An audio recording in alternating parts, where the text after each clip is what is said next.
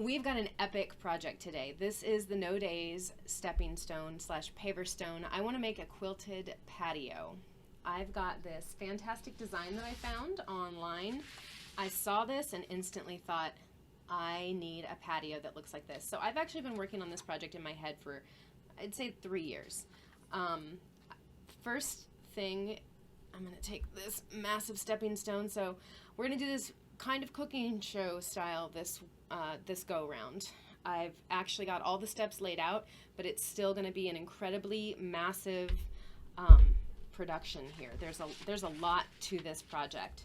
So I'm going to let you guys look at that while I sneak this back down under the table. First thing that we need to start with is cutting some glass. You saw my color choices. I've got blue and white glass.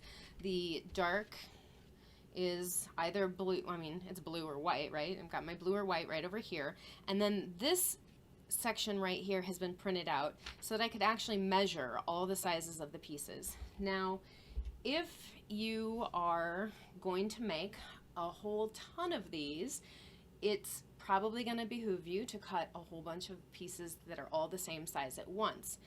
But before we can do that, we need to make sure that the pieces that we're cutting are actually going to fit the pattern that we make. So we're going to start by cutting our glass.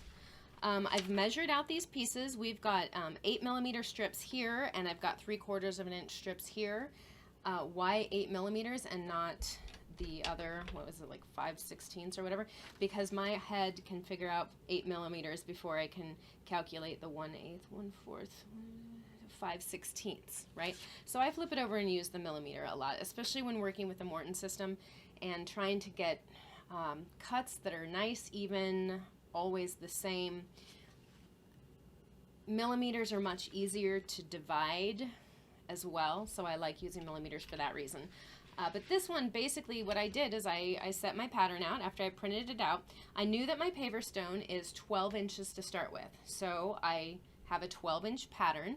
I've divided it in 4 because I don't want to make each paver stone one square. I want to put 4 quilt square or blocks into one paver stone. So that's going to give me a lot of variations here. If you can see right here, here's one paver stone that I've gotten finished already. This is the one that I'm going to be working on during this session, and then I've only got, what is that, 9 minus 2? I'm only 7 more to go after that, right? So that's going to be much easier than 1, 2, 3, 4, 5, 6, 36 paver stones, right? That would be a big patio. This is going to be a nice small patio. I can always expand it though if I decide that it needs to be bigger than 3 foot by 3 foot, which I probably will eventually. Then I'll probably extend this and make this whole quilt another pattern here. And then I could even choose my colors. I could change them up a little bit differently. We'll see. This is the epic part of this process that I've been working on forever. I'm actually getting everything pulled together, so I'm pretty excited just even if I can get this initial section done. We can do this. All right, so I want to show you, I took my ruler and just measured out all the pieces, that I needed. So I've got that done. But to start with, we need to cut some strips. I need 3/4 inch strips. I need 8mm strips. I have a whole bunch of strips already cut over there. All of my white are prepped. So all of the white strips are prepped and ready to go. I need some of the bigger blue strips. I've got plenty of the skinny strips. So what I'm going to show you initially is the 3/4 inch strips. All right. This is so exciting. You guys are going to be able to see how to use the Morton board from above, and it's going to make so much more sense this time around, huh? Okay, to start with, I want to get my 3/4 inch strips. Normally, well, let's see. This is the cutter gauge right here, right? The cutter gauge is going to come down on the bar to help me figure out where I need to mark, but basically the crux of the cutter gauge is the, see the cutter wheel? It's not right up against the bar when you cut, right?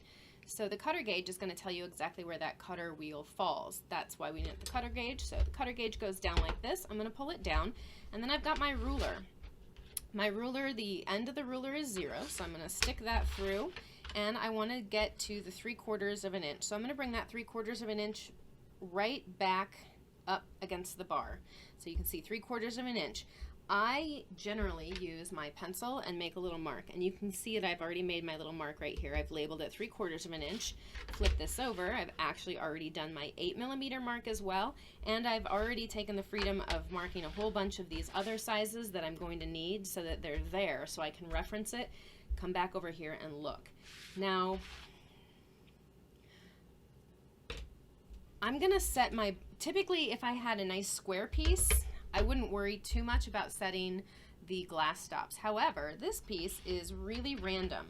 Now, when you're working with your stained glass, oftentimes you end up with lots of scrap like this. I still want to be able to use this scrap. There's a lot of glass here that I can use, but I'm not really going to be able to cut a whole section of the one piece out. So normally, if I've got a nice square piece of glass, I'll just cut, make a line, make a line, make a line, make a line, break those off all together, turn it this way, make my lines that way, and I can cut exactly what I need. So for instance, if I needed a bunch of 5 1/4 inch pieces by 8mm pieces, which I do, I need a whole bunch, right? I could sit here and count exactly how many I need.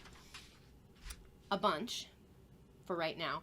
I do need a bunch. So I could go in here and I would first separate my 5 1/4 inch piece. I'd push that over, cut 5 1/4 off, and then I could turn it sideways and then just zip, zip, zip, zip, a whole bunch of 8mm all at once.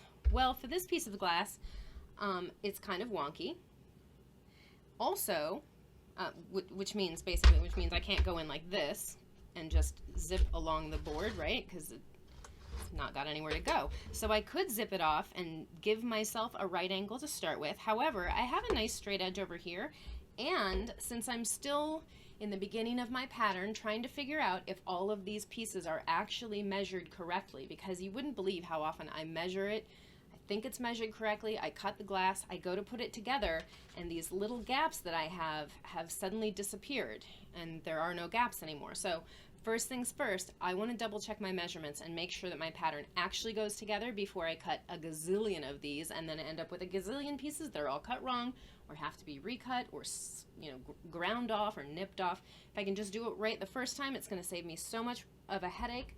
So this is what I'm going to do first, is a couple of sample pieces and make sure. So here's my straight edge, right? It's got a little bit of a burr right there, right? You can see there's a little bit of a burr. So when I line this up, I want to make sure that the glass stop isn't against that spot, right? The glass stop, what I want to do is I've got my 3/4 of an inch. I might as well put this in here for you so you can see it a little bit better. My 3/4 of an inch is marked right here. If I can bring that in there, then what I do with the glass stop to set it is I just unscrew that 1/4 of a turn. I don't want to unscrew it all the way because that's going to completely make it fall apart. So I just want to give it a nice 1/4 of a turn to unscrew. I'm going to put it down there, and then I'm going to move the stop right up against the ruler and then tighten that down. So now that's 3/4 of an inch. Well, that's good. There's one. But if I go in here with one, that's not going to do me much good. I need two to make sure that my straight line actually is straight, right?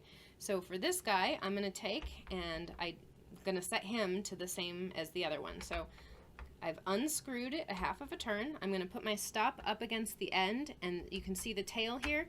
I want to push the tail all the way over, and then I'm going to tighten that down. And now this is the same setting as the other one. I'm going to move him up, and I actually don't like to put this guy clear down at the bottom because sometimes that's where the burrs and the flares end up.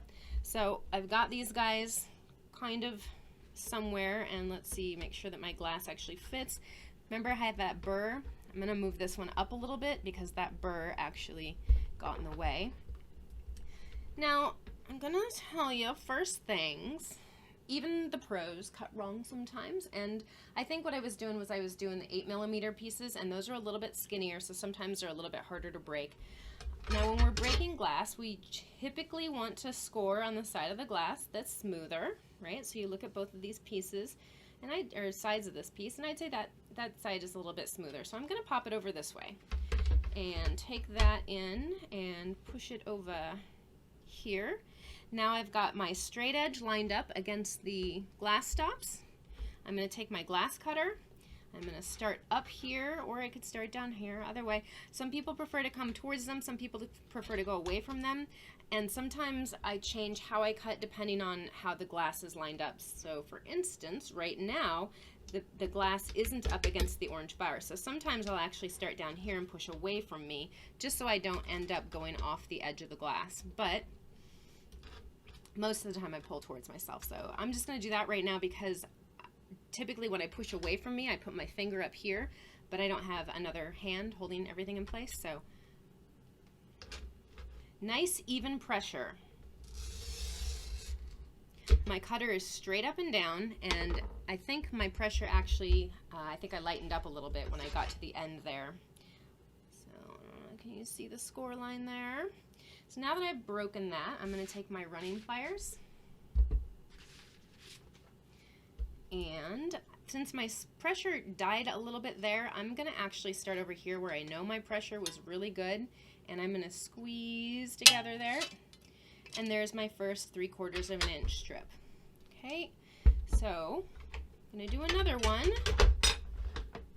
Show you going the other way. I can start down here and just stop a little bit early there. There we go. Nice even pressure. I think once the pressure is nice and even, you can see it, but you can also hear it. I'll show you in a second examples of scores that are maybe a little bit too hard, so you can see and hear the difference.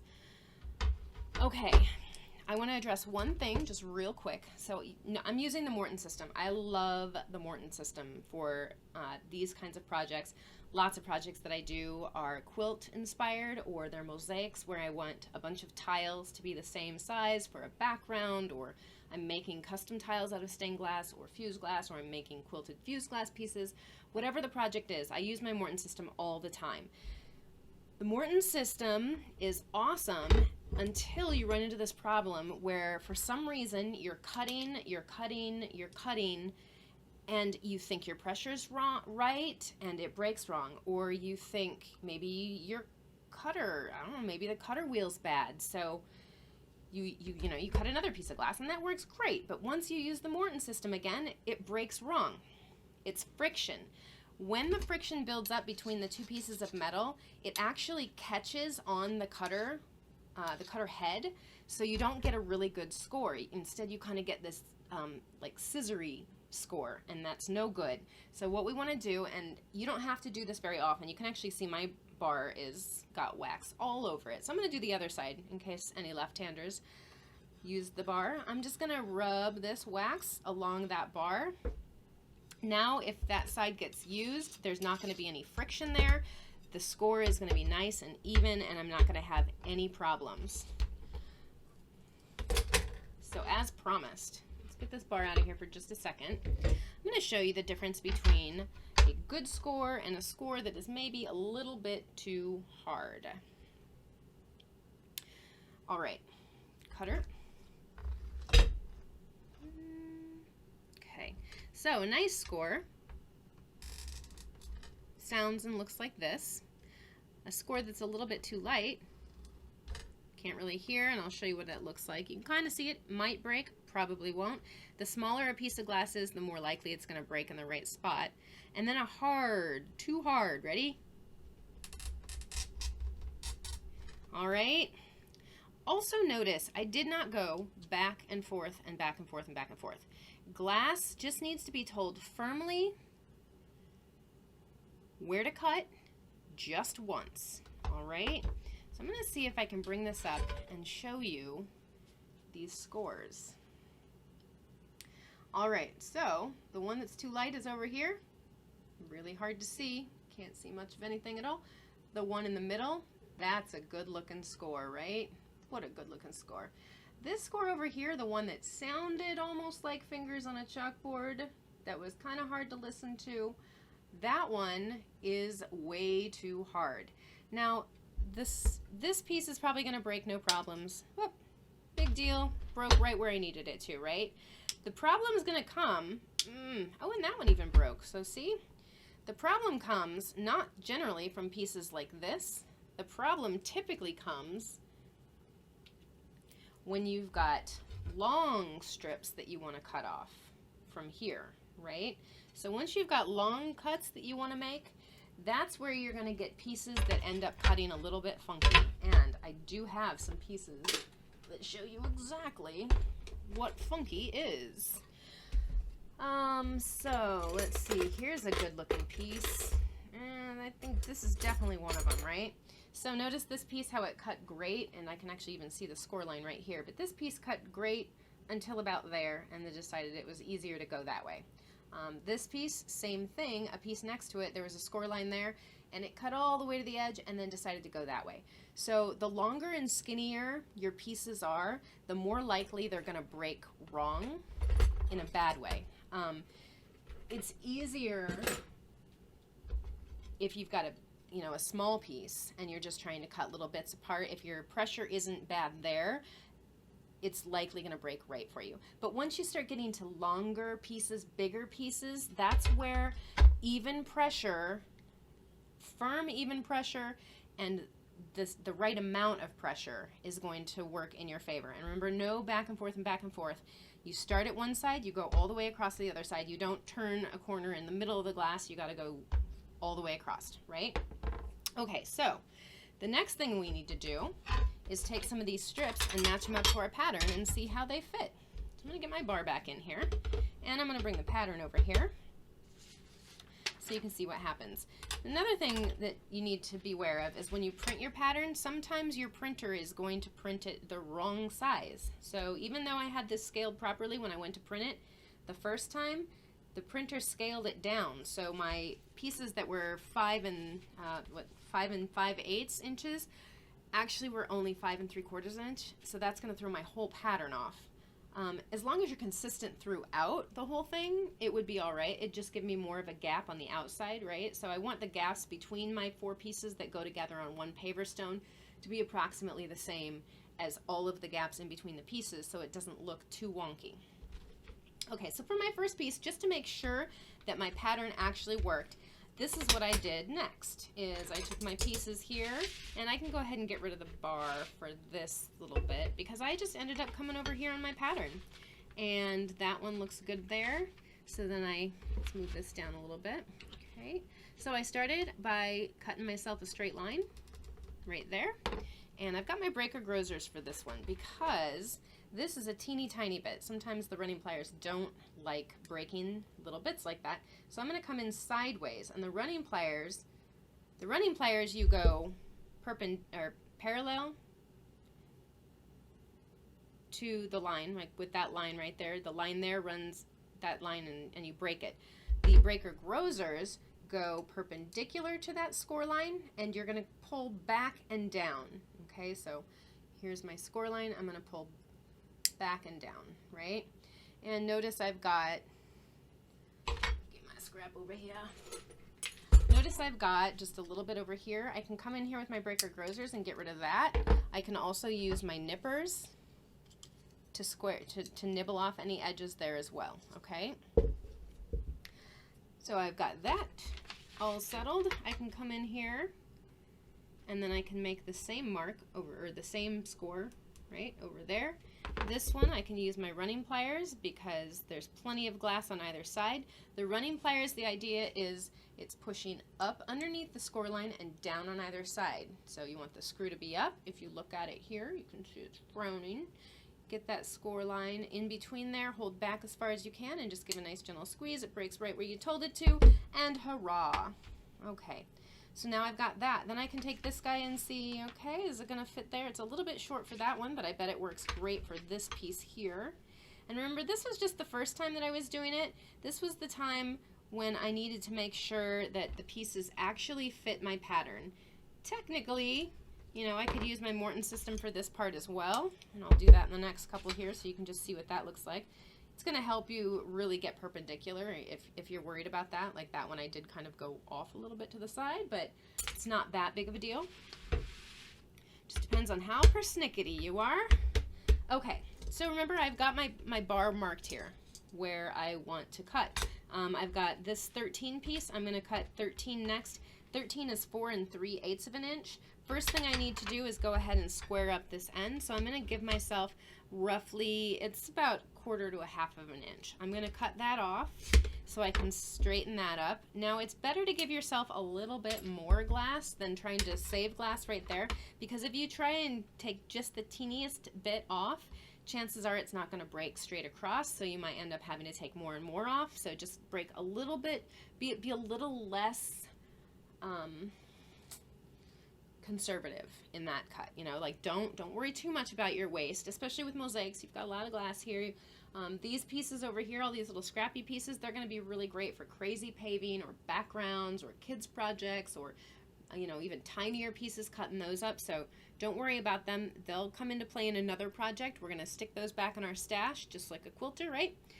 So 4 3/8. So I'm going to look down here on my bar. I've got my 4 3/8 is marked over here. Now remember, I took my ruler and I went in and marked all of these pieces where they were going to be. I'm just going to double check this one because I feel like I cut this at another time and it was a little bit off. But let's see, 1 2 3/8 right there. Okay, that's all good. So I'm going to come in here and I'm going to cut my 4 3/8. Notice how it's nice and square on the bar, so I can just push it all the way through. I want the end to come over here to my hash mark, and then I'm going to come down and just break that off. Use my running pliers. I don't always use my running pliers when I'm breaking those pieces, those long pieces like that. Oftentimes I'll just use my hands when there's a lot of glass on either side, and I'll show you how to do that carefully and safely next. So that is long enough for piece number 9. Piece number 9 is 3 3/16. So when I cut these strips, I always want to cut the longer pieces first, because your shorter pieces, you're going to be able to get those out of roughly, you know, out of more of the strips than your long pieces. Your long pieces are the ones that you're going to have to cut a whole nother strip of glass for. So I've got that 3 3/16. Notice I'm holding it. Just go ahead and make that, and there's plenty of room here on either side of my score. So just like with the running pliers, I'm going to push up underneath the score line and down on either side, and then that breaks right where I need it to. So there's that piece. Does this one fit? This one certainly fits for a square, and I'm definitely needing more squares. Even the strips, even the opposite pattern in this, there's 2 squares in the middle. They're both 3/4 of an inch by 3/4 of an inch. So I'm going to get that cut together because I'm missing a couple of those. All right, so that is a little bit of scrap. I'm going to do this again. Now this one, I've got this little flare that's going on here. I think I'm going to take this and just give it a little nibble with my mosaic nippers. I'm just going to munch that off. There we go. Now the bottom side is still a little rough, but the top side is flush, and the bottom side is going to be against the paver stone. It's also going to be covered with grout, so you're not even going to see that. All right, so good strip. Strip number 6 is 2 3/4. 2 3/4 is over here. So there's my 2 3/4 inch strip. Break that off. See if that fits. Lovely, lovely. 5 is 2 inches. So I'm going to come in here at my 2-inch mark. Don't put my head out in front of you guys there. Oh, I don't have 2 marked. So let's mark my 2-inch spot. Oh, you know, I have 1 15/16 because I did notice that there was a slight pattern discrepancy when I was doing this. There's my 2-inch mark, and there's my 1 15/16. So I'm just going to use that same mark there.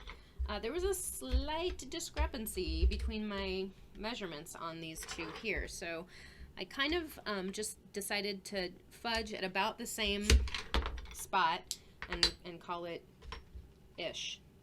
So it's 1 15/16 to 2-ish. Okay, and then we've got 1 9/16 for this piece here, and then I think I've got just one more piece there, and then I think we're ready to start constructing, which is amazing because the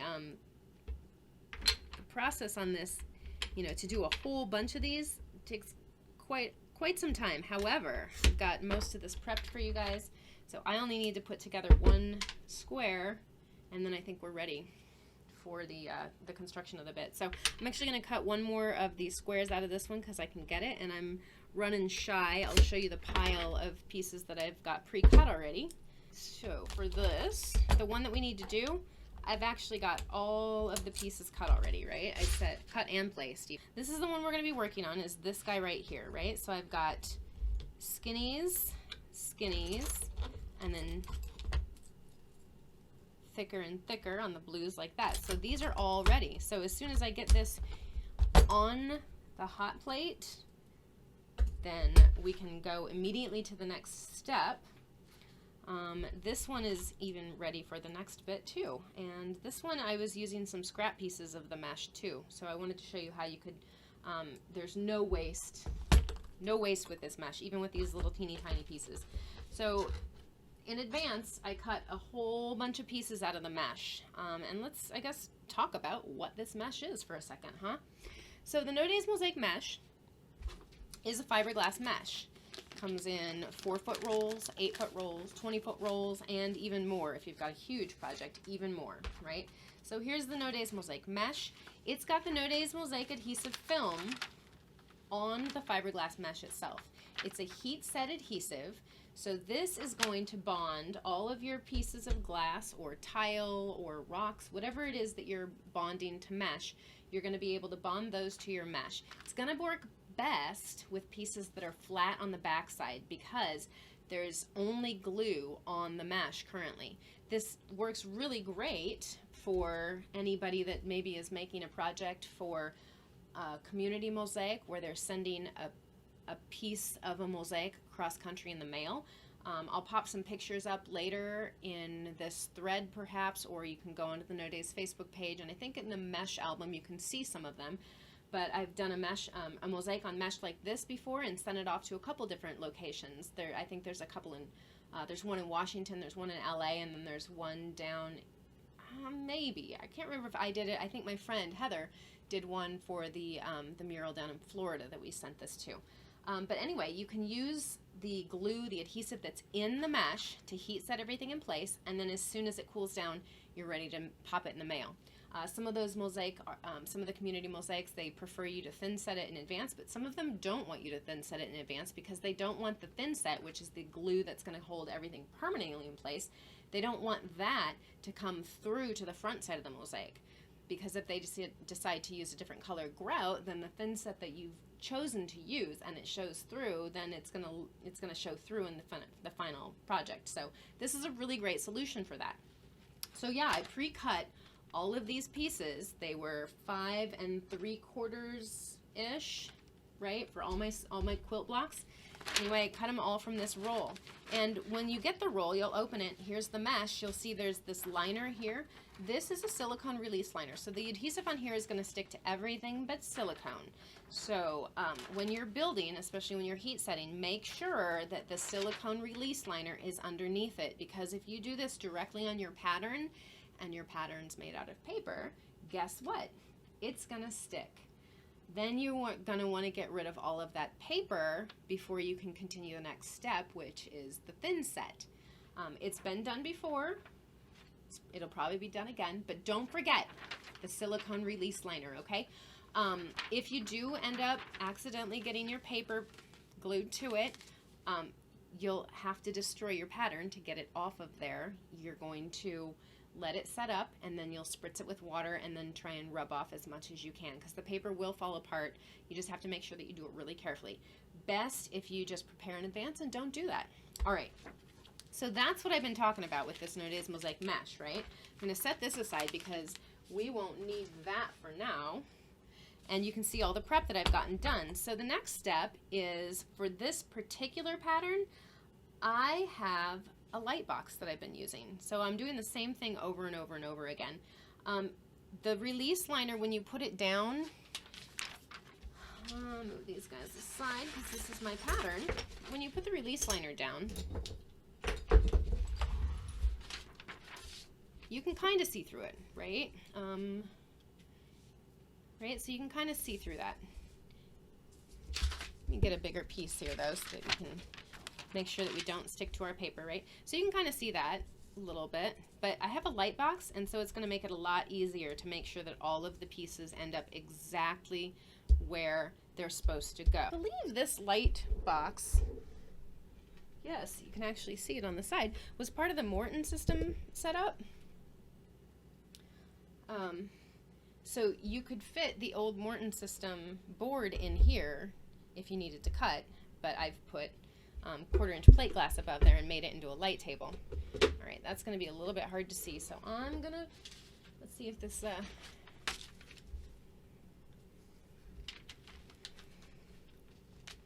okay, do that. Do that. All right, so now you can really see that pattern, right? So I can take the pieces that I've cut before and stick those in there. Now we can go ahead and put these pieces in place. Now, see how it kind of pops up like that? Not an issue, because once I get these pieces of glass down there, it's not going to pop up anymore. Here are the blue pieces. So I'm going to do the bigger pieces first, because they're a little bit easier, or they're a little bit easier to see. They're bigger, right? All right, so there's that. It's going to weight that down nicely. Oh, and there's one thing I wanted to share with you about this.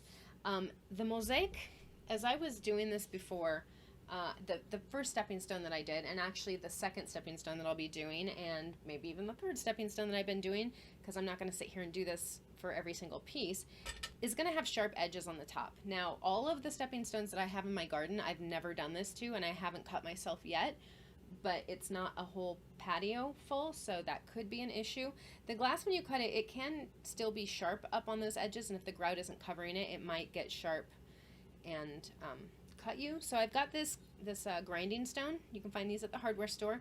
You can just come across, and I'm not going to do it on top of the mosaic mesh, right? And actually, let me just show you here so you don't have to look into the light, right?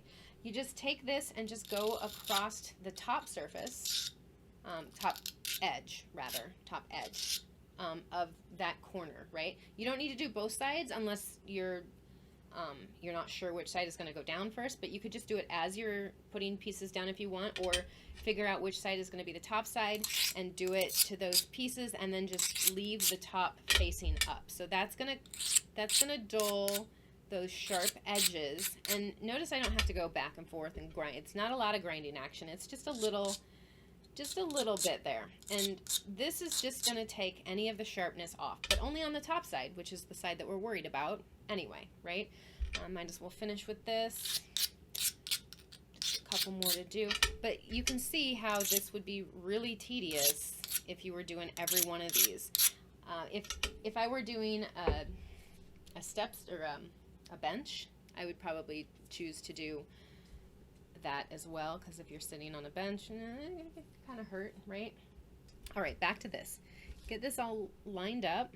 Okay, there's that one, and then this one goes right there. And I'm just going to get these approximately where they need to be. When I go back and heat this, I'm going to heat this on the hot plate that I've got, because I prefer the least, or the most time efficient way to do things typically, right? And the heating plate, it's just a griddle. It does all the work for you, so may as well take advantage of that.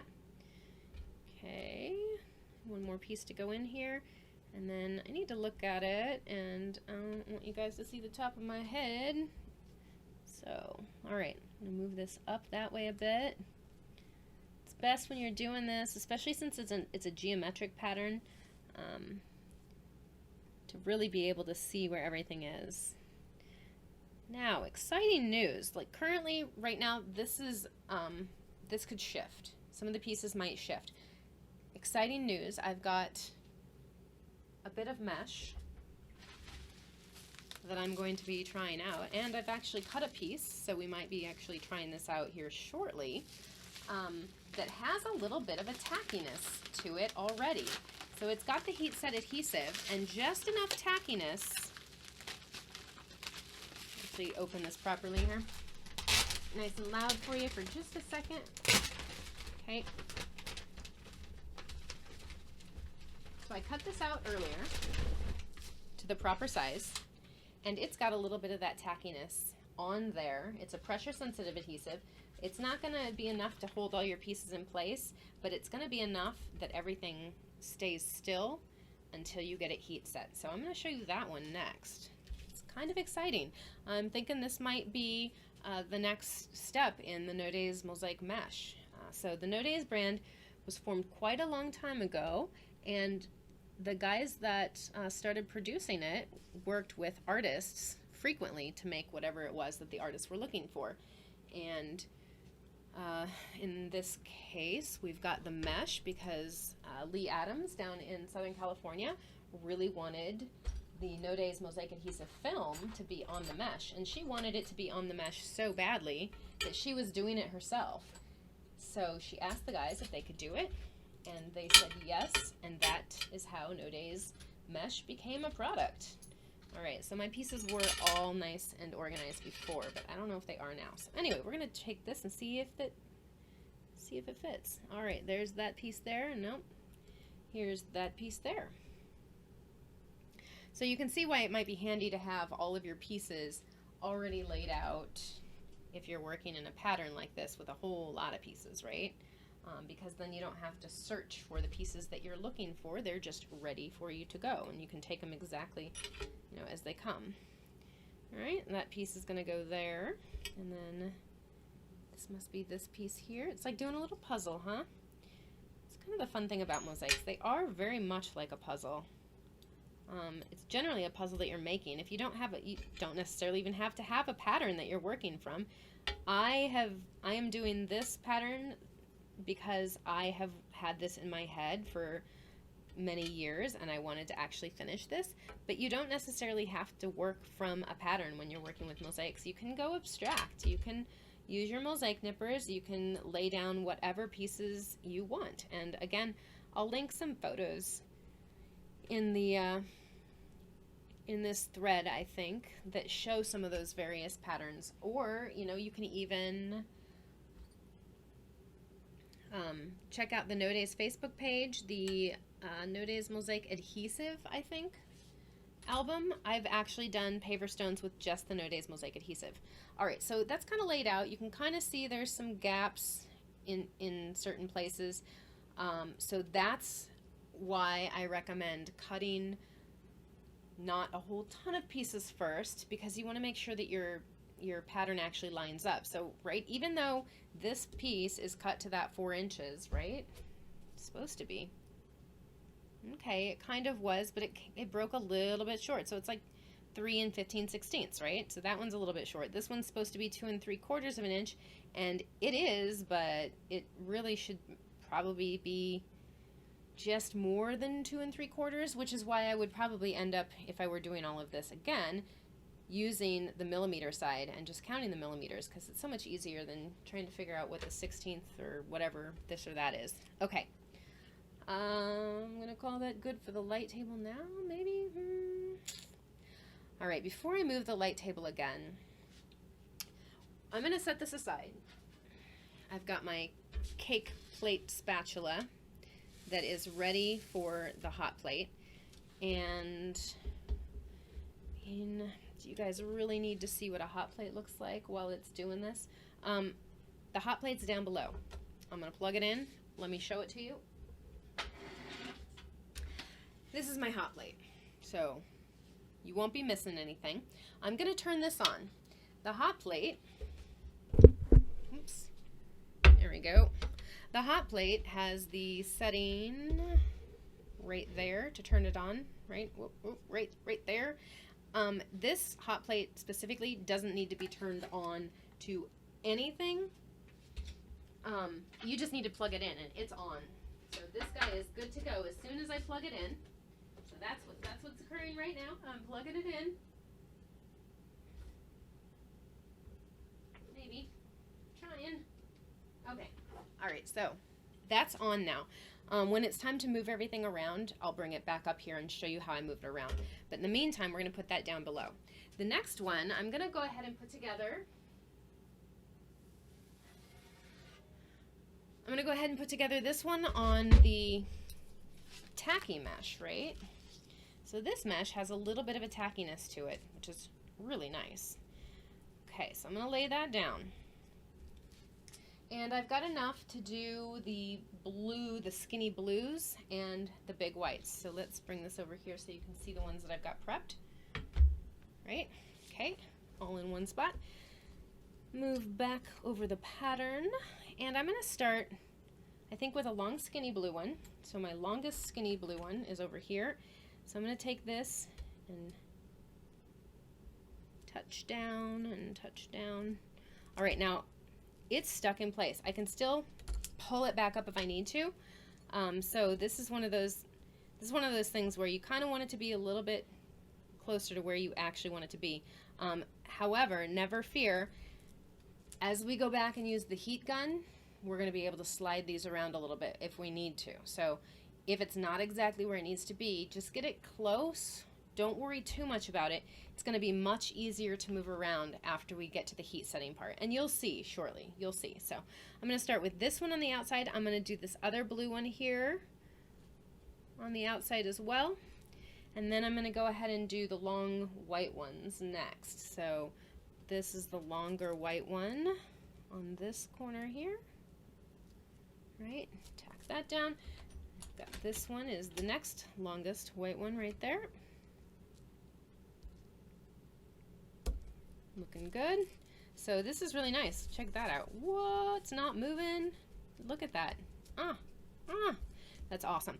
I'm really excited about this mesh actually.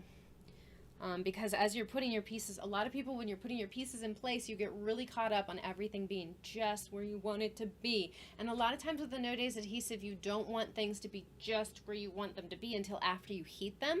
So you just want to work a little bit faster, which I like working fast sometimes, most of the time. Yeah, most of the time. Like this project, I don't want it to drag out forever. I want it to be done because I want to be able to enjoy it before winter comes again. Talking about winter coming again, and it's almost left us here in Nebraska. So that's another thing that I'd like to share with you. All of these projects that I do, well, the ones that are meant for outdoors, the ones that are built on materials that can go outside, they go outside and get thoroughly tested in Nebraska. So I've got a bunch of these. This I'm not so worried about because the actual adhesive that's holding everything in place when this is done is actually Thinset. But of course, I want to use Thinset that's rated for outdoor use. So the Thinset, it's going to hold to the paver stone. It's going to be perfect. A lot of people have wondered, well, can this reactivate when it's outside? It's a heat set adhesive, so if it gets too hot, is it going to reactivate? This reactivates at 160 degrees Fahrenheit, which is really hot. All right, so I'm going to a little squeezy right there, so I'm just going to leave that. It's not quite flat. We'll get that when it's time to heat. We'll adjust our spacing and move everything where they need to be. Anyway, 160 degrees Fahrenheit. If it's 160 degrees Fahrenheit outside, then the last of your worries is going to be whether your mosaic stepping stone is holding together. This one right here, again, is held together with Thinset, so that's not an issue. But the mosaic adhesive film, which I have, I will probably be doing another demo with that and making stepping stones, because that's actually really easy to do as well, and it's actually much more kid-friendly to do. All right, these pieces are all in place. Anyway, it doesn't reactivate outside. I want to make sure that they don't reactivate outside. These stepping stones that I've done have been outside for like the ones that I'm talking about with the mosaic adhesive film, probably 5 years, maybe 6, 10. It's been a while. I've been back in Nebraska for about 10 years now, and I started maybe putting some of them out there in like 2011, 2012, maybe a little bit earlier. But anyway, they've held up well. They're still out there. I've done that with my glass-on-glass mosaics. I let those live outside year-round with the No Days Mosaic adhesive film too. Those are doing great. Okay, so I'm done with the light table now, and I've got the hot plate down there heating. I'm going to let that continue heating. I'm going to show you how you can heat with a heat gun. Now, my apologies in advance because heat guns are a little bit loud. All right, so this is the No Days heat gun. It's got a couple of settings. It's got a high and a low setting. There's a 2 and a 1, and it's kind of hard to see there, but the 2 is going to be the high. The 2 is going to get hot enough to melt the adhesive. The 1 is, it doesn't get hot enough to melt the adhesive. It's more for drying paint or thawing iced over water lines, that kind of thing. So I'm gonna put it on 2. I don't have a lot of tiny pieces, so I don't need to worry about them blowing off. However, I'm also using the tacky adhesive. So I really don't have to worry about pieces blowing all over. Okay, so this might get a little bit loud. I apologize in advance. You may want to turn your volume down as we get started here and then adjust it. Anyway, we're going to go ahead and heat this. And when I first start heating, there's really not going to be, move this up here a little bit away from the microphone, there's really not going to be much that you can see. I need to heat long enough for the glass to heat up and then melt the adhesive underneath the glass. Glass is an insulator, so the adhesive needs to get to 160 degrees Fahrenheit. That means that the glass needs to reach 160 degrees Fahrenheit so it can transfer the heat through the glass to the mesh below it. If I'm on the griddle, the mesh is going to get the heat first, so the adhesive is going to start to melt before the glass gets warm enough. And it's really important if you want it to be a nice firm bond that the glass gets to 160 degrees so that it really sticks to the mesh. Alright, so starting to heat this up, and I've got my tweezers, so you can see what I do is I kind of push down on the tweezers and kind of move them back and forth, or the pieces back and forth, and this helps me to see whether or not the piece is actually adhering.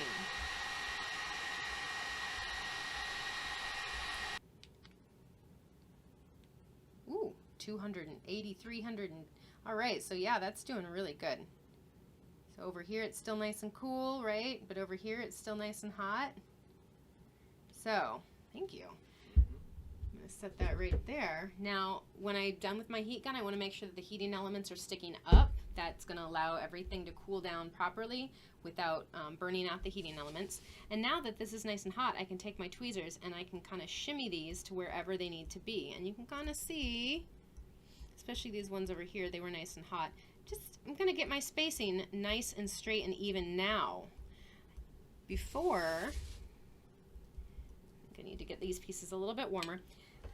Now remember before when I did this, I told you don't get persnickety on exact placement. You can heat this up, and then once it's nice and hot, then you can move everything into place. And wow, that is super handy. That is nice. Okay, 100 and, yep. Well, let's see if we take that away. Is it still? Yeah, it's about 170, so that's going to work for us, which means we can come in here and start shimmying these around into place. So notice the gap there is a little bit big, so I'm just going to pull this down a touch, whoops, a little aggressive there. And remember that was that one piece that wasn't, there we go, now it's flush. And again, remember you want to check on all your spacing because before you cut a whole gazillion of these pieces all at once, you want to make sure that things actually are going to work accordingly. And that, you know, that looks pretty good. I don't tend to get too persnickety, and if you wanted to, like your grout lines, I'm going to be using white grout, so if you wanted to, if you're worried about that, since I'm also using white glass, if you have bigger gaps, you might want to hide those bigger gaps around the white glass, since the gaps, the white coming through the blue pieces, is going to be more obvious. Okay, that's how you heat with a heat gun. It takes a little bit of work, right? A little more than just sitting here and drinking a glass of wine or something, right? Which I'll show you next, just in case anybody was wondering how to do this. All right, we're going to set that aside and let that cool down, and that's when we're going to bring our griddle back up. All right, griddle is back up. Let's see how warm it is. 144. Yeah, so they still need to warm up a little bit, right? So they're not going to do anything yet, which means I can take a drink with my spritz. I am noticing though that my my mesh is off the edge of my release liner, so I'm going to take another piece of release liner and just kind of stick that in there. That way it's not going to get all over my griddle. Typically what I do, since I use this, well, this griddle is not for cooking, by the way. And I like this size griddle. I have another griddle that was super cheap. I got it at Walmart for like $18, $19. It's a rectangular one, and it would work really well for this project as well. You could fit probably several more. I mean, there's room enough for 4 of these to go on at the same time. So you can do this in production line fashion. Get all of them ready, put them on the griddle, we'll get them put in place, put them on the griddle, let the heat warm up, and then start shifting everything around. You don't have to do it one at a time with the heat gun, and that's kind of why I like the griddle. I use this griddle a lot for my Mosaic Mandala class, because I do a Mosaic Mandala that's about, 11 inches when I do it in class. But this, check this out, this gives me about 13 inches of space. So I can go up to a 13-inch size piece and do all of my heating on the griddle. The other griddle that I have is a rectangular one, and the width is a little bit more narrow, so it's not as easy to get everything heated all at once. So if you wanted to, you can heat this stuff in the oven. I would put it on a cookie sheet first. You want to set your oven to about 170 degrees. Make sure that release liner is down. Go ahead and get everything in place, put it on a cookie sheet in the oven, and leave it for 10 minutes maybe. It's kind of one of those things. Just takes a little while. There we go. We're already up above that 160, and it hasn't been 10 minutes, that's for sure. Okay, let's get a close-up of this. Now, see how that's kind of wiggling around? I can come in here and even out my spacing. So I want to make sure that the grout lines are all evenish. And again, if it's not even, this side, I really want that grout line to be even, because this is over by the white glass, so if it's not quite even, it's going to be a little bit camouflaged. And see how easily I can move everything specifically into place. And that's basically it right there. Okay, we are just zipping through this project. Now that we've got everything heat set, it's time to actually build our mosaic. So I'm going to go ahead and remove this from the heat because it's all set. Remove that from the heat, and I'm going to just stick it over away from the heating surface. Now if I were doing this assembly line style, I'd get another bunch on there, sip my wine for a little while, watch some TV, wait for the commercials, move everything around, and then get started and go again, right? Just that same process over and over and over. I'm going to get rid of this because the next step is we need to let everything cool down, but since I've prepped everything in advance, everything has already cooled down. Remember, this is the next block that we're doing here. Okay, that goes there, that will go there, no, well that goes there, right over here, this goes there, and that goes there, right? So those are going to fit all together like that. Now I want to make sure that they're actually going to fit nicely on my stepping stone. Oh, and there's one other thing that I wanted to show you. And I'll show you once these guys cool down. But if you notice, I've got a little bit of mesh hanging out on the side. I want to get rid of that mesh. So try not to make too much of a mess in my workspace. This is fiberglass. Fiberglass, even though it's coated with adhesive, this fiberglass can still kind of cut and make you itch and that kind of thing. So still be kind of careful while you're using this, right? Don't go caressing it or rubbing it all over your body. All right, so I cut that off a little bit, make sure that my pattern goes back. And I like to lay out my pattern so that I can actually see what my pattern is before I get started, because if I forget, if I don't lay this out exactly how it needs to be, then when I go back, I forget, and it would be the wrong pattern. Okay, time for the paver stone. Here is my 12-inch paver stone. I think I got these at Menards or Lowe's. I think Menards had the greatest selection of paver stones. But the 12 by 12s I really like, and this is the top side, but I flip it over because the bottom side is generally more square. When I'm purchasing paver stones for mosaic, I want to make sure that the edges don't have huge divots in them. If there are huge divots in the edges, then it makes it a little bit less useful for me because I can't build all the way to the edge, but especially for this project. All right, so I scrubbed this off with some water the other day while I was getting ready for this. And I'm going to take these and lay them down here. And you can kind of see through the white glass now to the gray, and notice how that's become a little bit darker. Not to worry, because I'm using Thinset. I'm going to be using a white Thinset.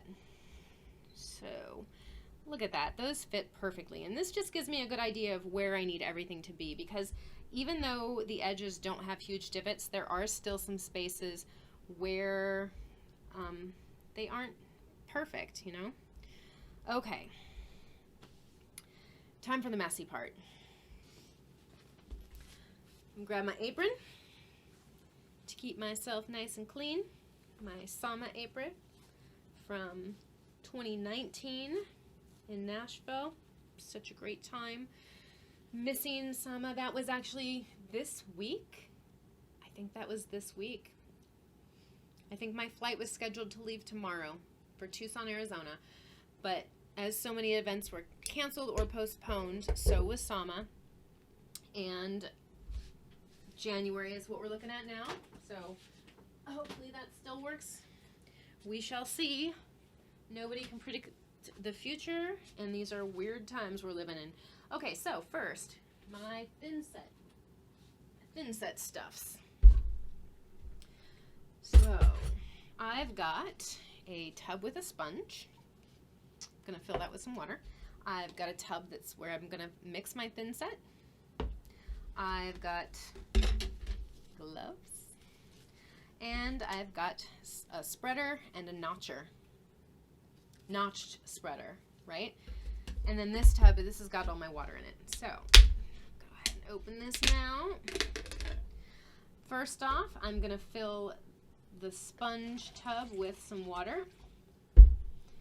Whenever I'm mixing smaller amounts of grout or Thinset, I like to use this smaller tub with the sponge, and the sponge soaks up just enough water that it allows me to squeeze into the Thinset. While I'm doing this, I'm going to go ahead and move this guy up there, okay?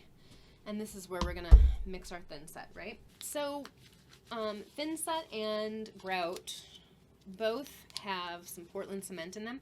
Thinset is actually structurally sound. It is meant to be a glue. Grout is not so much. Grout is for filling in all the spaces. We don't use grout as a mortar mix. So, specifically, I have, there we go. It is a Mosaic and glass tile mortar from MyPay. I love MyPay. Especially for a project like this, it's really quick and easy. I also love Laticrete.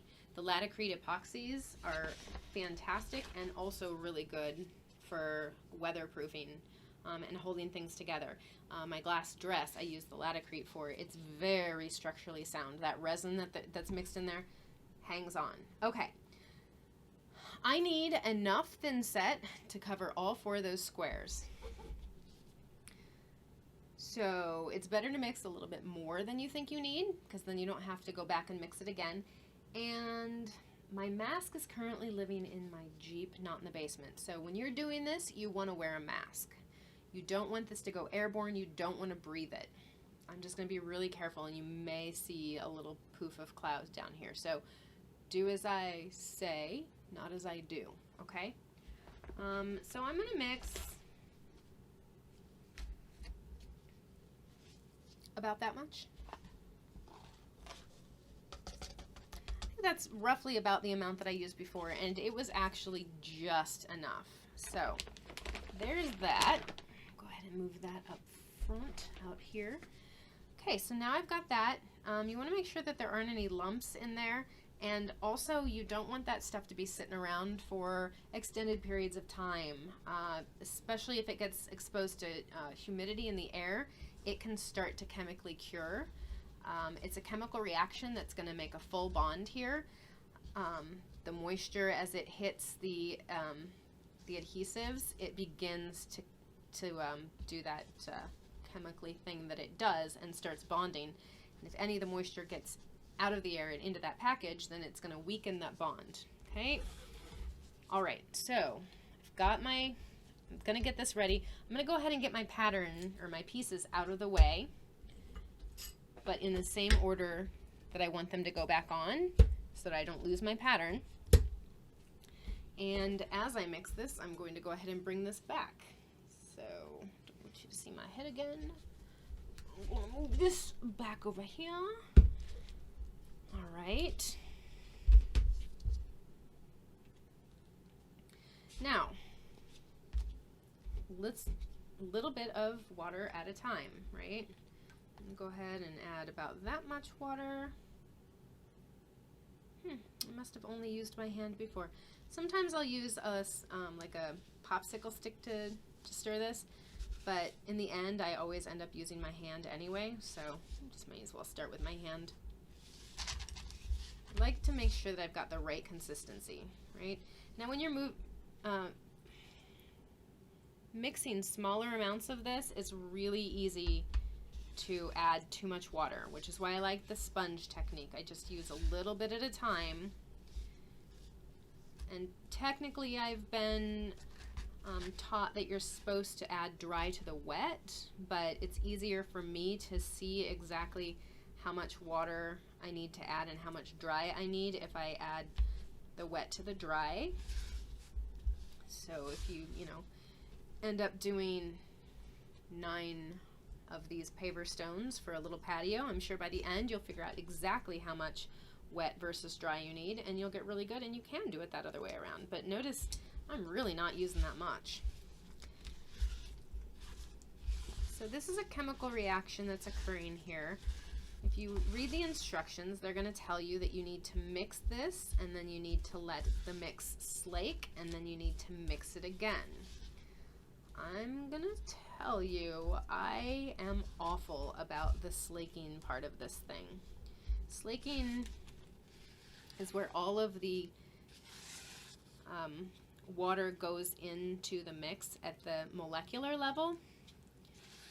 So it is important, but I feel like if I wait to let it slake and then mix it again and then start doing what I need to do, I waste all this valuable time that I need to actually be doing the spreading. All right. So this is a really good consistency right here. It's kind of pasty, right? And I'm going to tell you, as we're using the stone is going to rob some of the moisture from the Thinset. So the other day when I did this, I rinsed the stones off right away. All right, I rinsed them before I was using them, and they were nice and wet. So I'm just going to spread a little bit of moisture across the surface so that the stone doesn't rob all of the moisture from the Thinset right away. I want it to dry slowly. I want it to cure slowly is really probably the more proper term. Okay, now I need to prep the stone so I can put my pieces on there. And for starters, I'm just going to get my glove a little bit cleaner here. Okay, I'm going to take all of this stuff here and I'm going to start spreading it. My notched spreader is what I'll use next. I'm going to get this all across the surface here, and I want to go all the way to the edges. And when I get to the edges, after I've got everything on, I'm actually going to end up using whatever I have left over to fill in some of the gaps on the edges and bring them back up to level. I just want to make sure that I get all of this stuff all the way to the edges. Now this is a messy project. This is probably not a project that you want to do on your kitchen table. Most of the rest of the project could be done on your kitchen table, just so long as you're cleaning up all the glass slivers as you go, right? So that you're not getting slivers on the floor or anybody's food or for your cats to walk through. This will also be one of those projects for dining room tables that aren't really dining rooms anymore, right? Okay, so that's looking pretty good. You can see there's an excessive amount right over here. You can really see from the front view, right? Next step, notched spreader. The notched spreader has varying thicknesses. I want the skinniest one because, believe it or not, that's 1/8 of an inch, which is the thickness of sheet glass. I don't want all of this thinset coming up above the mesh and through the mesh to cover the surface of the pieces. If I were choosing to grout with the thinset, that would be acceptable.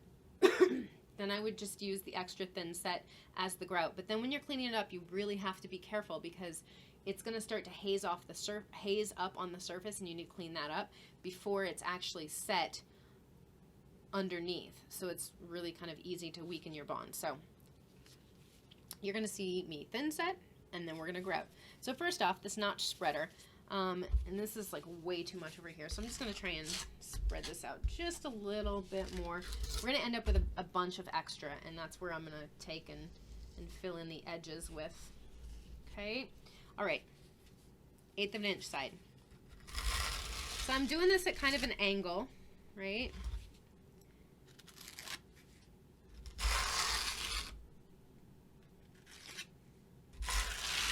So this is going to create a surface that kind of allows us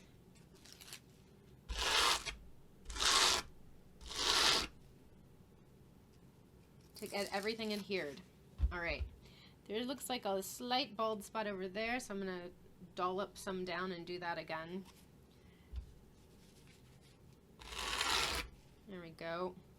And maybe a little bit over here too. Right, so look at all of that extra that we've got there. Tons of extra. And get a paper towel here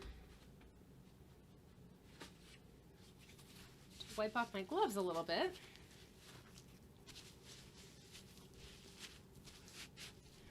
All right, so, you know, currently we're in a glove shortage, but I am very anti-waste. So I will use these gloves until they fall apart, until I'm finished with this project. There's a lot of waiting involved in mosaics as far as like the getting to this stage where it's time to thinset and grout and all of that stuff. You know, you put it all together, and then you wait, and then you clean up, and then you mix grout, and you get dirty, and then you wait. So I'm not pushing this in yet because I want to make sure my spacing's really good. So I'm just kind of laying it in there where I think I want it to go. And notice that I do have some gaps here, so I'm going to try and pull, you know, I want to give myself some room on the edges if I can, because the edges is where I'm going to have to fill in with extra thinset, because there's always a little bit of garbage on the edges, like as far as roughness, right? Okay, there we go. So now I can go ahead and I'm kind of pushing this in and around and getting this really settled in there. I want that to sink into that thinset. And from a really close level, like really close up, you can actually see this happening. Your views are probably not the best for this, but you don't have thinset coming up and over the surface of the tiles, which is great. We don't want there to be so much that it's smooshing up over the edges of the tiles, because one, if I wanted to use a grout color that was different than the thinset would be visible all over the place. I don't want that. I'm sure there was a 2, but I'm thinking about the edges of my mosaic now. All right, so now I'm going to come in here, and you know, normally this is something that you would do with your grout, but I want, like I said, grout is not really structural, right? I want something that's structural on my edges. I don't want it to go over the edge too far. I just want it to help even out some of those surface, what are they, cosmetic issues, right? So when I get this finished, I don't want any of the glass edges to be exposed. I want them to be glued to the stepping stone. All right, so I'm just going to do this and then go back and clean in a second. Notice I turned the stone because it's far easier to turn the stone than to try and dance around it like this, right? So I want to turn it so that it's comfortable for me to work with. Right? Looking good. And especially up here, I'm noticing there's a little bit of corner sticking out, that glass. I don't want that sharp glass sticking out there. It's gonna be more likely to break because there's nothing underneath it, and it's going to hurt somebody if they stub their toe on it. Also don't want that to happen. Okay, here we go.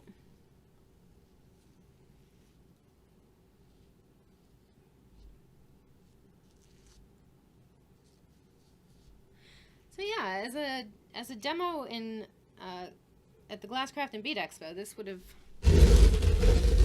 not been nearly as fabulous a project. One, because I wouldn't be taking a ginormous stone to Las Vegas, and I may not even have a finished project to show people, because again, I'm not taking a big old stone to Las Vegas in my luggage. I do have a friend there, so I would have left the stone in her care afterwards, and she probably would have been more than happy to go to the hardware store and pick up these stones. Anyway, that was the plan. But yeah, now you get to see a really sweet demo. I don't know can't remember how much time I had for the demo at the Glasscraft and Bead Expo, so I was going to do two kinds of stepping stones though. This one and the No Days stepping stone, which I have one prepped down here somewhere. I could show you like the prep part of it at least when I'm completely finished, but I'm definitely not going to be doing a whole nother stepping stone today. And you can see where this is definitely a production style thing that you want to get going on, production line, assembly line, right? It's much easier if you can get everything cut, everything glued, mix up a bunch of Thinset, do all of this one day, get really messy. Now I'm just going to look at my edges and make sure that I don't have any sharp corners hanging out. I notice there is something hanging out over here. Now normally the next step is to grout, but normally you don't do that right away.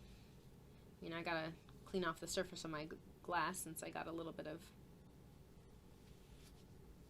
Thinset on top of it. And this Thinset is going to be, it's going to set up really strongly. So I want to make sure that there's no jaggedy edges or anything sticking out on the Thinset. But it's going to take a while to set up. So we've got some time as far as that's concerned. All right, and then the next step for me, once I've got this all looking fantastic, I'm going to let it set up a little bit before I actually go back and clean up any of the edges. But the next step, like if you're happy with how this is looking, the next step is to make yourself a rock out of Thinset. That looks pretty good. There is one more spot over here. Like I said, this is the spot. This is the time when you want to be persnickety and thorough, because this is once this sets up, you know, if you're lucky, then you won't even have to grout your edges, and that is the idea, at least for me, because it's harder to get the grout to stick on the edges, and it yeah, this is gonna add to the overall ease of the finished, you know, grouting and everything and getting everything to hold together. All right, like I said, excess Thinset made into a rock, right? You could make this into little shapes and stuff too. Some people, they'll take their excess Thinset and make them into custom tiles. You can embed things in them. You could color it. I'm not doing any of that. I'm just gonna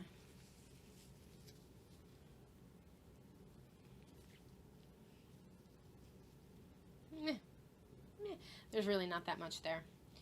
And it'd probably be easier to use without my sticky gloves on, but I'm just gonna throw that there, and then it's gonna be a little rock. All right, so yeah, I'm gonna take these off for right now. Like I said, normally I would leave these on until I was completely finished with the whole project, right? Or at least everything that I'm doing. But I'm gonna get these out of the way because I've got electronics and stuff over here. I'm just gonna go ahead and put some water in here for now. It's gonna make cleanup easier. I am very frugal. I use the same containers over and over and over until they die. Some people think that's funny. I'm Midwestern and a granddaughter of people that grew up during the Great Depression, so it can't be helped. But what I am gonna say is it's time to clean some of this Thinset up off the surface there. So that's going to be my wet sponge. Another set of gloves on. So I do have another pair of gloves ready to go on. All right, so I'm just going to clean up the little bit of Thinset that's starting to set up on the surface of these pieces. And then we're going to set this guy aside and finish with grouting. I have, like I said, the other stone that I showed you at the beginning of this live stream is ready for grouting because I did that Thinset the other day. Okay, so I'm going to clean this up with a moist sponge. Very, very lightly moist. I'm squeezing out all the excess water. I don't want more water going into the mortar or the Thinset because that's going to mess with the consistency and could potentially weaken my bond. I don't want to do that. I just want to get some of the mortar that I accidentally got on the surface of the glass. I want to get that off. So just a light across with this sponge. And the other thing that I can do at this time is if the edges have set up enough, I might want to give it just a little bit longer. When the edges start to set up a little bit, that's when I'm going to run a damp sponge along the edges and make sure that I soften them too, because I don't know if you can see, but over here there's some spots kind of needling out, and I don't want the Thinset to be a weapon either. Across. And notice I'm kind of turning the sponge as I go across so that I'm not spreading even more of the Thinset and the haze across the glass. I'm going to have to do this again, the whole polishing again in a while, just so I don't have any Thinset haze on the surface. You definitely want to do your final polish before 24 hours have passed, and that's going to prevent you from getting any haze on the surface of your glass that won't come off without an acid bath, because that's going to be more of a pain than anybody wants to deal with there. So just get it right initially. Okay, so that's really good for my first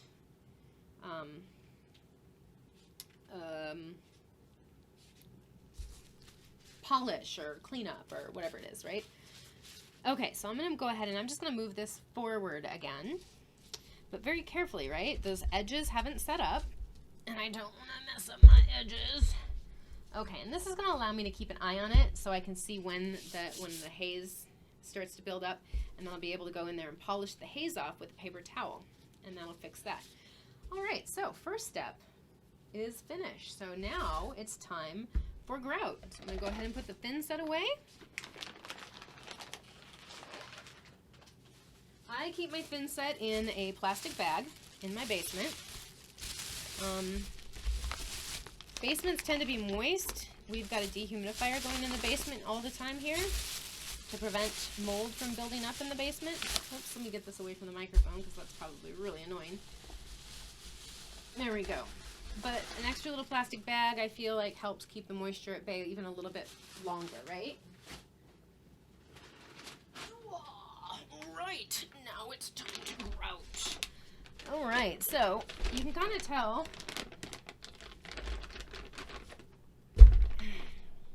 There we go. My pay, again, I think this is a brand that Menards carries. It's readily available locally, easy for me to get.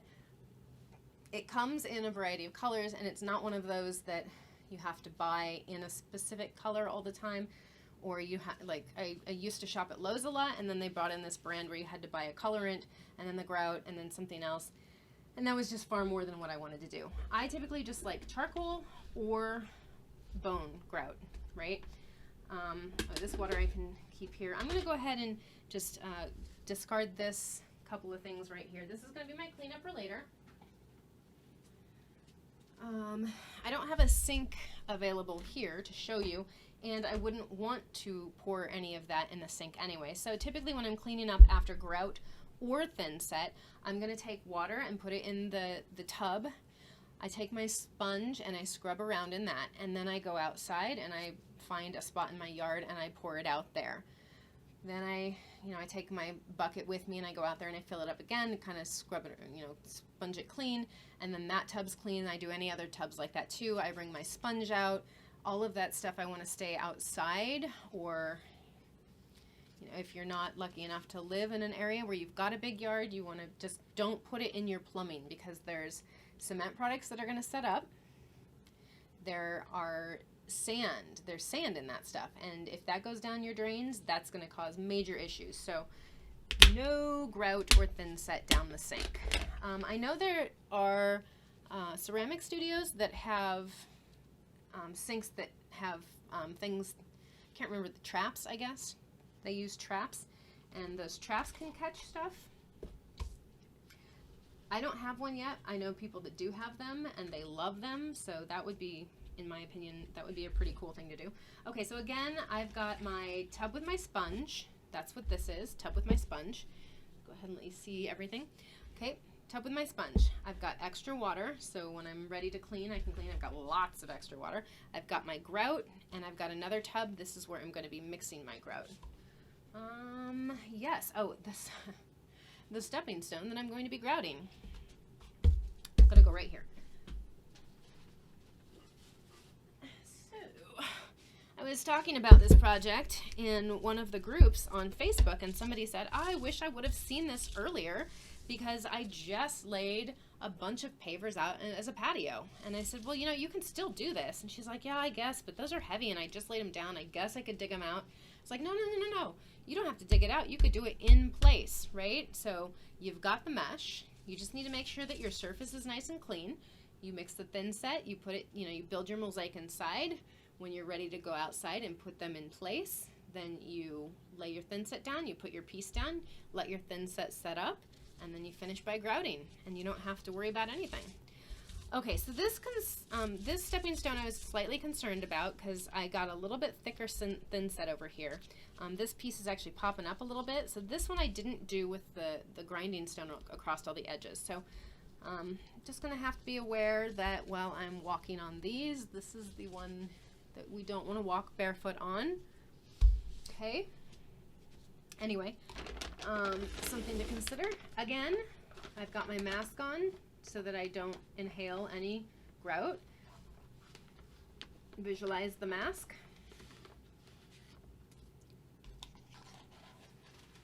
And mix that, and it's easier to mix up a little bit more than you need than a little bit less, because if I end up with too little, I'm going to have to mix more, and then it's just going to take me twice as long. So if I waste a little bit, just make a little bit more than I need, then I'm not going to have to do it twice. So I'm going to save myself a lot of time. All right, so like I said before, I'm going to add a little bit of water. That's probably not quite near enough, so I'm going to go ahead and add just a little bit more. Okay, and then I'm going to go ahead and start mixing this. Move this over here because I'm going to get left-handed here real quick. So I've noticed with this grout especially, it takes a little while for the water to really want to soak in. That grout seems to be very hydrophobic until the water starts to mix a little bit more, and then it starts to become a little bit easier to soak in. However, initially it just likes to chase everything around, which is probably why, or perhaps why, it might be easier to add dry to wet versus the other way around. All right, so it's disappearing. It looks kind of like a pie crust, right? Add a little bit more water. Again, I like to add just a little bit at a time. If you get the perfect consistency, you don't have to worry about cleaning up with a sponge. You can do it all with a paper towel. So that's what I like to try and aim for. It doesn't always happen. But another nice thing is if you get it, well, another cool tip, if you get it a little bit too wet, you can polish it up with a little dry grout on top, and it brings the consistency back down a bit, so you don't end up with this huge mess. And this is actually looking pretty good. I think this is going to be digging down in the corners just to make sure that I've got everything mixed up.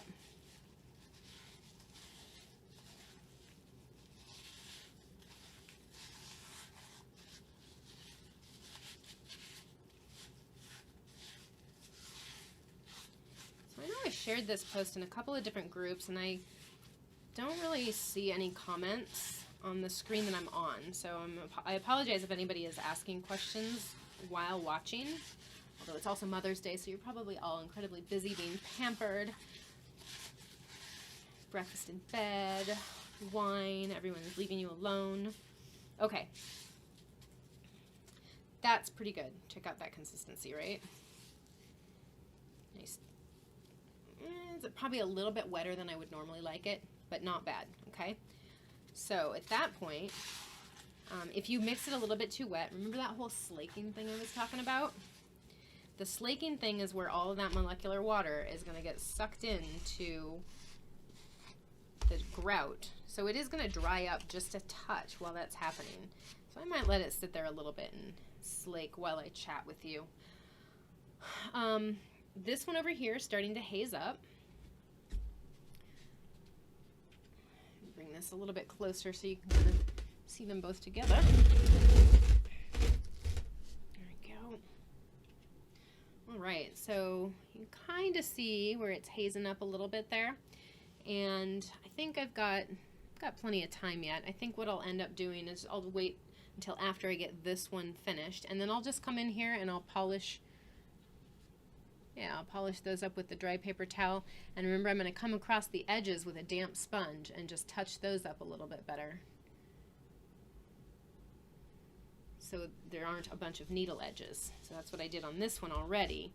And I do notice over here, there's a spot where the glass is still kind of sticking out. It'll be all right. All right, so it's probably been 10 minutes now. It feels like it, right? Okay. So I'm going to go ahead and start grouting because I've slaked. After you've let it slake, then you're going to go in and you're going to mix it again. No, don't add water or anything. Just mix it again, kind of reactivate it. Over here what I'm doing is I'm wringing out this sponge. As much of that water that I can wring out, I'm getting out of that sponge. I never spread grout with my hands anymore. I had a really bad accident at one point. I had gloves on, didn't make a difference. Well, it might have made a slight difference, but I jabbed myself with a shard of glass, and it was, of course, a class. So I had to sit here like this, teaching the students what to do next, and it was a struggle between making sure that my finger stopped bleeding and making sure that my finger was still getting blood so that it was oxygenated. But I have a nice scar as a reminder, and I never grout with my hands anymore. But I am going to start by putting grout down with my hands. And then I'm going to spread it around with this damp sponge. All right? So, as we're putting grout down, in order to get it to go down in between the gaps, we have to figure out a way to push it in there. Not pushing it down like that, but as you take your sponge and pull it across the surface of the glass, it's getting pushed down into all those spaces, right? So I'm not pushing down this way, I'm pushing by spreading. And look at that, it's so super easy. I don't want to add any extra water, right, to this process, which is why I'm using a damp sponge. I suppose you could probably use a paper towel as well for this process. Again, I told you I don't like to waste things, I will use things until they fall apart. So I typically use the sponges because I can use them over and over again. I rarely use paper towels. I've got shop towels that I use for polishing up. I'll rinse those out and let those dry. Some of them have a little bit of grout on them, but it sets up and they can still go through the wash without that grout falling off. Anyway, you can see how easily this is all going across the surface. And you'll notice I have way too much grout on this one. So, you know, if I had maybe had a couple of these that were ready to grout, would have been perfect.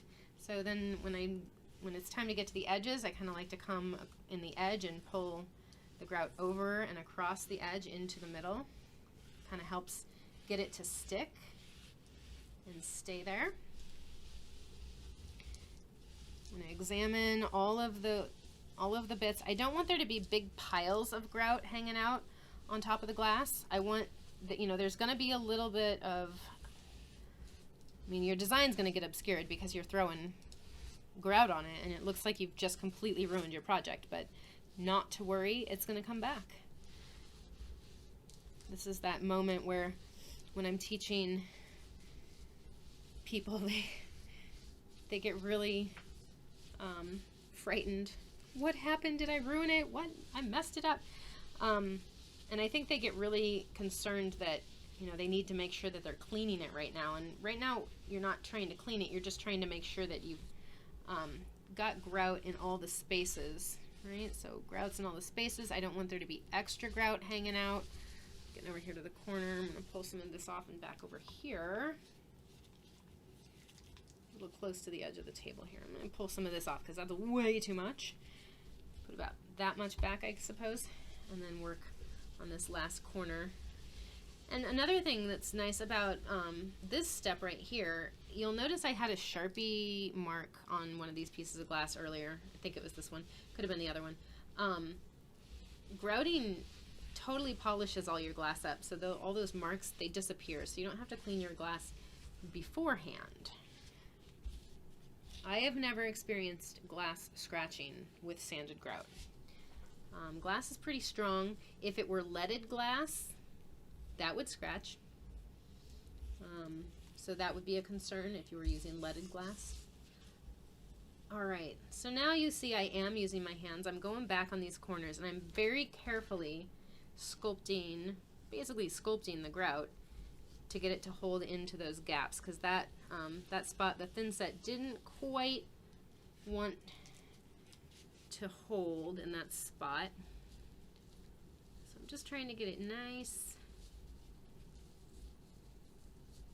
and even and up to the edges. Remember, I don't want there to be, these are going to be paver stones, so they're I'm going to want them to sit kind of flush with each other in the garden, so I don't want there to be big divots or big bits of grout hanging off on the edges, right? Okay, that looks pretty good. You can see I don't have any areas where there are big globs of grout. It's still dirty. That's fine. Leave it as is. Let it do its thing. We're going to come back and polish it in a bit. But you also see now I've got another big grout ball, right? This one's a little bit drier, so like theoretically, I mean, at this point, if I had another stone, I could certainly continue to grout it. I don't have any other projects to grout right now, and I'm definitely not going to grout that one. It's just too early for it. I don't want, the Thinset hasn't set up. I don't want to risk weakening the bond of the Thinset by adding grout now. So a little bit of waste, but it's not really waste because it's going to be this beautiful white rock for my yard, right? And the cool thing about these, if you wanted to, you could kind of carve in a design or whatever, a little heart or a little message, love, peace, an initial. You could shape it into a shape. Anyway, there that is, right? So leave that as is. We're gonna put that right here. Okay. And now, while I'm waiting for this, is when I can go ahead and clean up everything else. So this that I mixed my grout in is where I would take and add some water, take my sponge and just clean up around the edges. I'm doing this over my project, but you guys will not be doing this over your project. You don't want to add water to your project, right? Just kind of showing you how you do that if you would like to reuse your container. Not everybody does. Okay, anyway, I would rinse that out as much as possible, and then I would have another bucket, and I would pour all of this into the bucket. And I suppose I could do that right now, but I mean, do you guys really need to see how to clean? Right, so that would be good. I would pour this into an empty bucket and then put another batch of clean water in it and then clean that as well too. All right, so as far as cleaning up the haze on this, if you're lucky, you'll be able to do it with a paper towel. You won't have to worry about a sponge and all of that jazz, right? You don't want to add more water to it at this point, and if you're cleaning it up with a sponge, you're going to be adding more water to it. So you really don't want to do that if you don't have to. And it's looking pretty dry there, see that? So I'm going to take this paper towel. It's a little damp, but it won't be adding any more water to it, and I'm just going to carefully come across and get some of that grout that's setting up along the surface off of there. I'm not pushing hard, not pushing hard at all. It's not because I'm worried the pieces are going to move, it's because I don't want to dig any of the grout out of the crevices where it is, right? Especially along the edges, if the grout's just hanging on there. If I push too hard, it will just fall right back off. I have a nice grout rock that I can use if needed. Right? All right. That's looking pretty good. Notice, very hazy still. You can see this one up here that's slightly hazy from the Thinset, not nearly as hazy as this one. Well, the grout is still moist in the gaps. It's still trying to set up. I don't think I'm going to have to use a sponge for this one, so hurrah. But I still need to let this set up before I can hit it with another paper towel. Using a paper towel, I know. Paper towels, typically I'll use paper towels for this step. I know some people have used like old newspapers, so if you're really trying to recycle, you can use newspapers. You'll crunch them up really good before you get to it. A lot of times I'll use my shop rags, and I'll just make sure that I rinse those out really well and let them dry. And those work really well too. But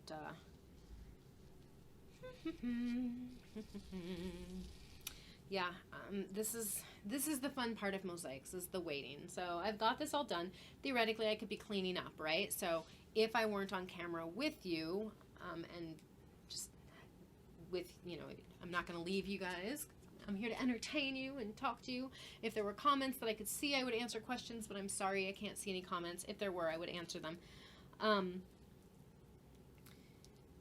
Yeah, so we're just going to sit here and wait for that to haze up a little bit. It doesn't take too long, really. I've done these, like mosaics like this in classes where I'm waiting for students to, like the students will all do this together, and then that's exactly what we'll do. I'll have them help clean up with me. We'll take all of the containers and we'll clean the containers, and then we'll all go outside and pour the containers in the landscaping or whatever, and then we'll come back inside, and then we'll make sure that our work surface is nice and clean. I got some grout down here, so I'm gonna have to clean that up. Yeah, just use this time to kind of tidy everything up, reset for yourself so your space can still be nice and clean. All right, so see, that's kind of hazing up now. I think this is a good time to give it a number 2 polish. All right, so this paper towel completely dry, right? Again, I'm not pushing down, and if I do start to when I'm doing this, I should see it start to clean up. If it's not cleaning up, it's just spreading haze, then I know it's too early to be doing this. Okay, but as you can see, it is not spreading haze. It is shining up, right? So that's good. There's one square polished. I'm going to switch to a clean side of the paper towel to do the next square. That way I don't just haze up this next square, right? Oops.